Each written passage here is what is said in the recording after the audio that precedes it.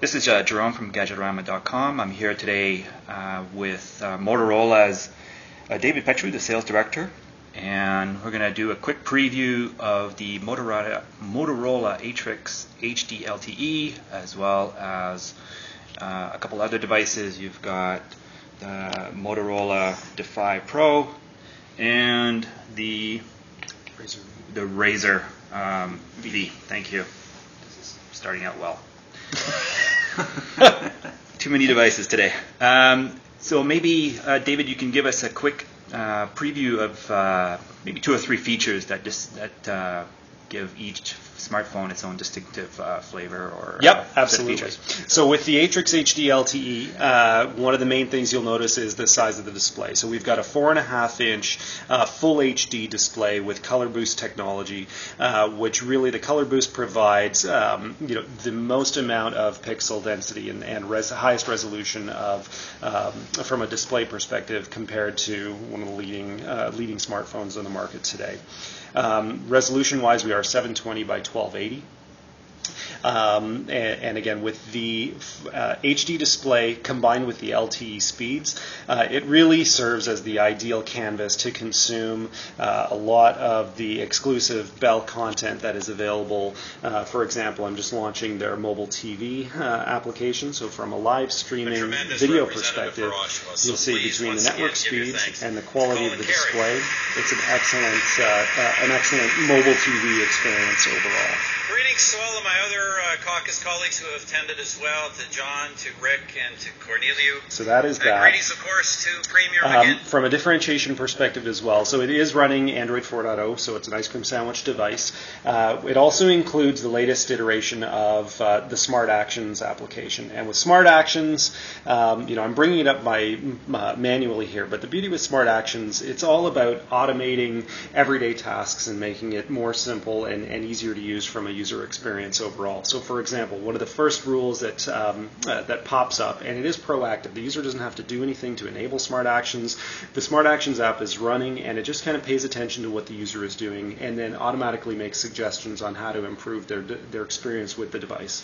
For example, with the low battery or the battery extender rule, what happens is once the battery threshold reaches the 20% level, the device will automatically then turn off GPS. It'll reduce the display intensity. It will turn off background data syncing. So it's just there to conserve that last bit of that last 20% of battery life for applications and for usage that the user is really interested in while they're using the device. So while it's in their pocket, they don't have to worry about GPS still being active or things happening in the background that are then consuming that last bit of battery life. By far the most popular Smart Action that is in use and that we get the positive or continual feedback from the consumer base on as it relates to the Smart Actions menu or options overall.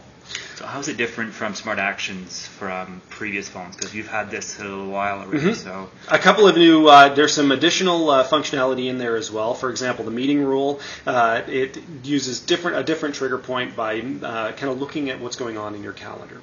So it'll take a look at the calendar. There's always somebody during a meeting, their phone goes off in the middle of a presentation. You never want to be that guy. So with something like Smart Actions meeting rule, it'll pay attention to your calendar, and during the meeting, it'll automatically silence your ringer.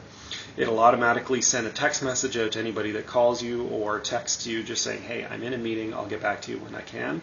In addition to that, maybe even though the ringer has been silenced, there could be some calls that you never want to miss. So it gives you the option as well to set up a VIP caller list, whether it's a spouse, whether it's a child, whether it's a workmate, boss, etc.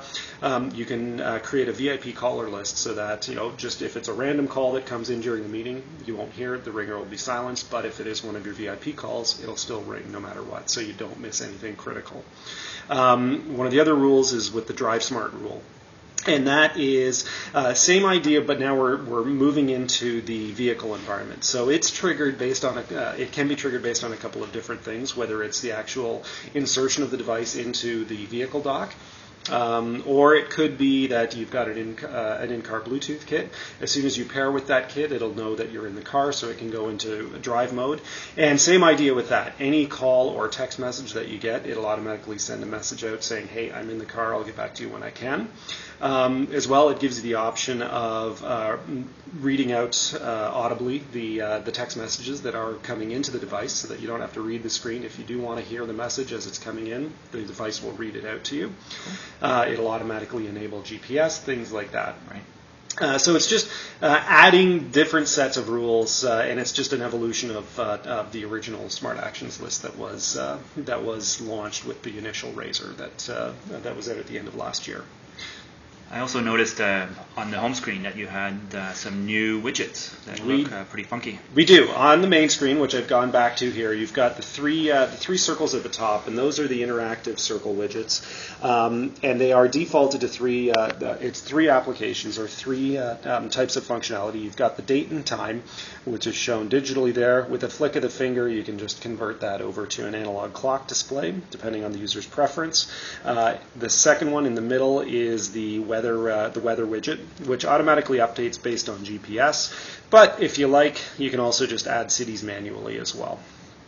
And last but not least is the battery meter, which just gives you that quick view in terms of exactly what your percentage of battery life is remaining on the device.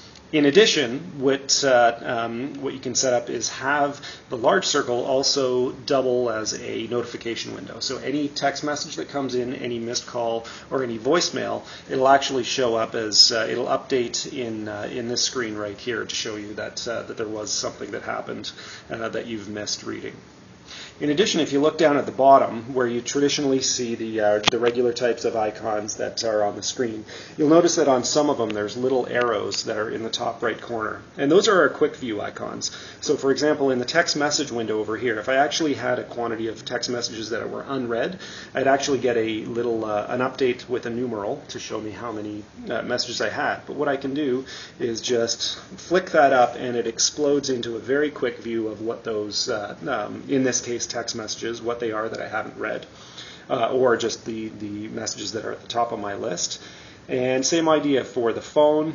I could just do that quickly and get into my recent call list, and emails as well. So the intention with all of this is to take the features and functionality that are most often used, bring them front and center into the device for easy access, so that for the bulk of what you're looking to do, you don't have to navigate too deep into the menu to get access to your favorite and most used applications. Great.